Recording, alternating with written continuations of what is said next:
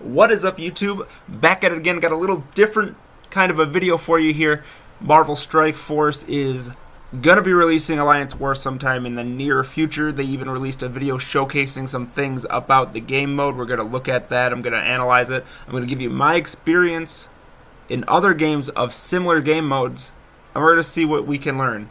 Alright, we'll switch right on over to this video here, get OBS out of the way. So I have it stopped on this still frame of the video they released yesterday, and it's showing rooms in your helicarrier. And from what we know is that each room will have a bonus of some sort, and some rooms will probably be worth more than other rooms as far as the bonus goes, so you want to protect those rooms a bit more. And right off the bat, you can see from the still frame, the bridge is worth 200 points. Every other room on this still is worth 50 points, except for the reactor in the corner is worth 100 points.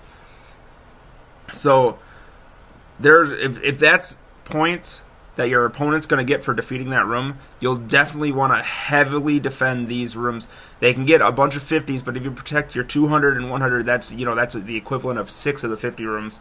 So one of the things I know right off the bat is going to be helpful is that I play Star Wars Galaxy of Heroes. I'm in a guild in that game where we're very territory war eccentric, which is very similar to this game mode. There's a lot of differences, but it's very similar for the most part. And one of the biggest things in territory wars in Star Wars is, at first, the game mode was walling off your opponent so they can't full clear you. And at the beginning, and even at lower power brackets, that's going to be a viable option. That's going to be what you want to go for. And we know teams in this game that can do that. But in the end game, when you get to the highest echelon of alliances you're going against, you're going to be full clearing them, they're going to be full clearing you. That's the way it's going to be, hands down. So what it becomes is a battle of attrition. Who's going to get the most bang for their buck out of their teams in clearing their opponent? And so it becomes less about what teams wall your opponent from beating them into what teams make them lose points, that where they can't get a perfect clear. And that's where a lot of the fun in this game mode is going to come through, because you're not going to get standard team loadouts like Defenders plus Punisher. You'll obviously have those in there, but you'll have some variances too, like maybe Defenders plus another tank, so that they'll be a little bit more defensive, or maybe Defenders for offense plus Miss Marvel, so that you can clear more confidently the other meta teams. So in the big picture, you want to build your roster really wide, so you can have those variances that can carry you through and get more efficiency out of your roster than your opponent can.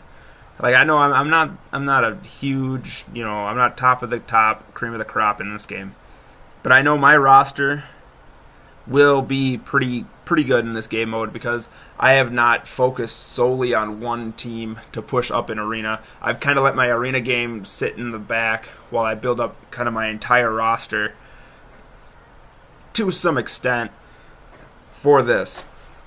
Now, it's obviously not enough, because we're all going to be setting 8 teams on defense, which is 40 characters. And then you'll need at least another 40 for offense. I don't think I have 80 characters that are worth, 50,000 plus. I have maybe half that worth 50,000 plus. But we'll see how that shakes out in the long run. So I'm going to play this video. So I have it at a quarter speed, but you're going to see all these rooms. All the bars at the bottom are the teams I believe you can set. And this shows that you've destroyed their rooms. You only have 3 rooms left. There's going to be some influence of like which room is where and where it shows up, and your team's inside of what shows up first and then what's behind them. They don't have all the info right off the bat, which is good. And if you see here, you get this. I think that's the new orb currency. And then they showed like an orb opening. Yeah. All right. So that's about it. So what we're going to see... Oh, I got to close over here. What you're going to see here in this game mode is your first few should be very experimental. See what works, what holds. Make sure you're paying attention to what teams are either being struggled against, what teams are being just completely overrun, and you got to take into consideration if the power level had something to do with it or if it was straight up the lineup. But this is gonna far and wide exceed Brotherhood, Defenders, Tech, and Nick Fury. All those meta teams, that's only going to scratch the surface if everybody's placing 8 teams on defense and 8 teams for offense. We're going to have to dig pretty deep.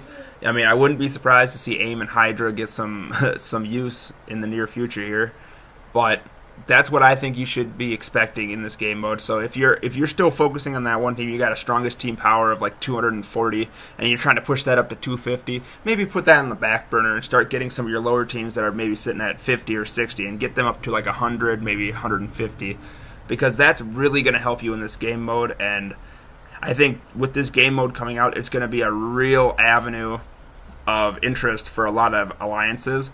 And so if your roster is not up to par, you might find yourself allianceless, and you might end up in a smaller alliance where your strongest team power is mid 200s, you're holding top 10 in arena, you're getting 4 or 5 mil in every blitz, but your roster just isn't good enough for alliance war, so you find yourself in an alliance where nobody else can do what you do, and you're being held back. So don't let yourself get held back in this game mode. Just start planning for it now if you haven't already. Get your roster up to par. Get those characters that have been needing love. Give them that love. You'll get a huge payoff when this game mode comes out, and you win your first few alliance wars right off the bat. I think they said it's going to be 3 a week. They're going to be 24 hours long.